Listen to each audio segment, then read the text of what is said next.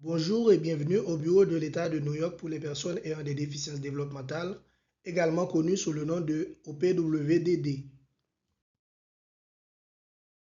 Avant de bénéficier des services du bureau pour les personnes ayant des déficiences développementales, OPWDD, vous devez faire une demande d'éligibilité.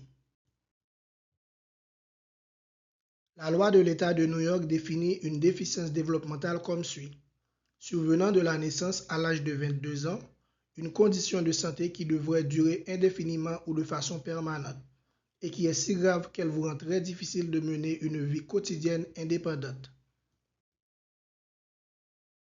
Les déficiences développementales qui peuvent vous permettre d'être éligible à l'OPWDD sont les suivantes.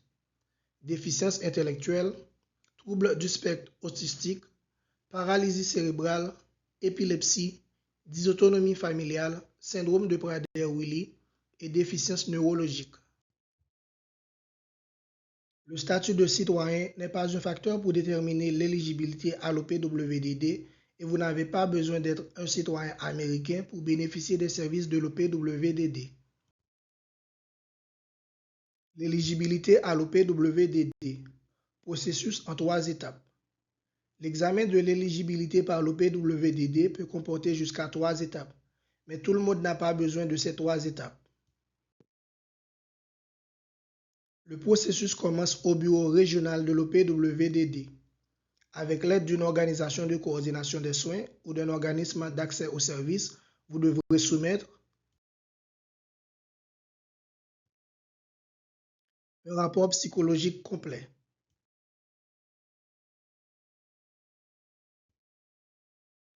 un rapport sur les antécédents sociaux, développementaux ou un rapport psychosocial,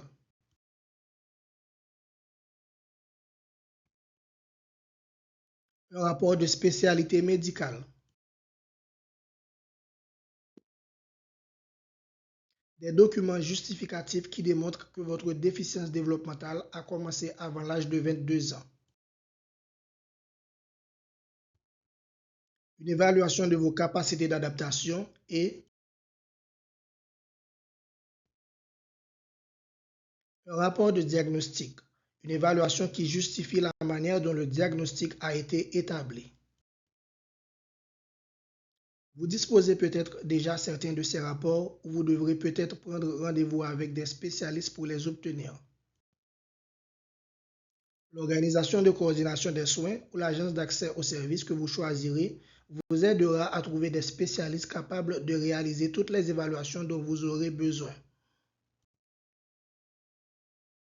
L'organisation de coordination des soins ou l'agence d'accès aux services présentera tous les documents pour vous. L'OPWDD n'acceptera pas les documents soumis directement par vous ou votre famille. Étape 1.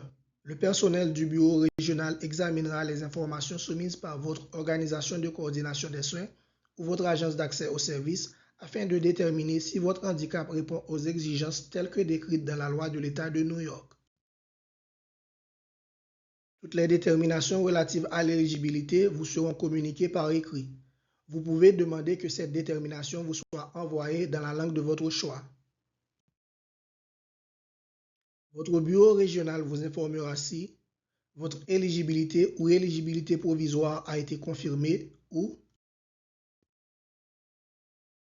la demande n'est pas complète et nécessite plus d'informations pour être soumise, ou encore la demande est envoyée pour un examen de deuxième étape. Étape 2. Si votre demande d'éligibilité est envoyée pour un examen de deuxième étape, un comité de cliniciens du bureau régional, tels que des psychologues et des travailleurs sociaux autorisés, examinera tous les documents soumis, y compris toutes les informations supplémentaires que vous avez fournies. Lorsque le comité aura examiné toutes les informations et que l'examen de deuxième étape sera terminé, le bureau régional vous enverra un avis écrit de la décision. Si la décision indique que vous êtes éligible au service de l'OPWDD, l'avis de décision vous indiquera comment vous inscrire au service. Si le comité a déterminé que vous n'êtes pas éligible au service de l'OPWDD, l'avis écrit indiquera la raison de la décision et vous proposera les options suivantes.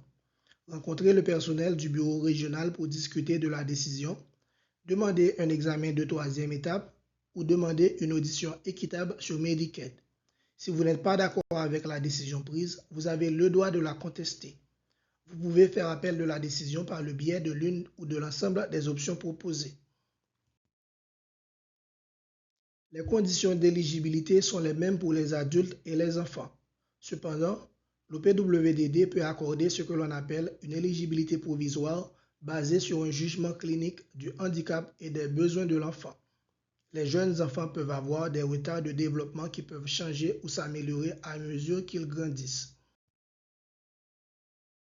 L'éligibilité provisoire signifie qu'un enfant peut bénéficier des soutiens et des services de l'OPWDD pendant une période limitée, mais que son éligibilité doit être réexaminée avant son 8e anniversaire.